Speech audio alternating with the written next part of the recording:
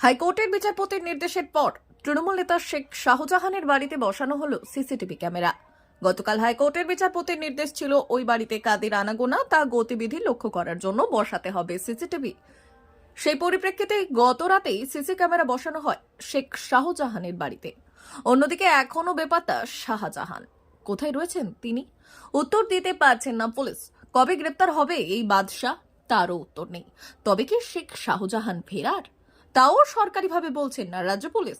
এটুকু বোঝা যাচ্ছে তিনি আত্মগোপন করছেন। এখন প্রশ্ন, রাজ্যপাল নিজে গ্রেপ্তার করার জন্য রাজ্যের উপর চাপ বাড়িয়েছে। মামলাটি আদালতের বিচারাধীন বিষয়। তার মধ্যে শেখ শাহজাহানকে নিয়ে আরও চাপ বাড়ল জেলা পুলিশের ওপর। কারণ এবার তার গতিবিধি লক্ষ্য করতে চাইছে আদালত। ইডি অবশ্য কোনো তাৎক্ষণিক প্রতিক্রিয়া দিতে রাজি নয়। তারা বিষয়টি নিয়ে একেবারে চুপ। তাহলে কি শাহজাহানকে নিয়ে এবার আইনের পথে ইডি? তাকে ভাতে মারার কৌশল বানাচ্ছে কেন্দ্রীয় গোয়েন্দা সংস্থা?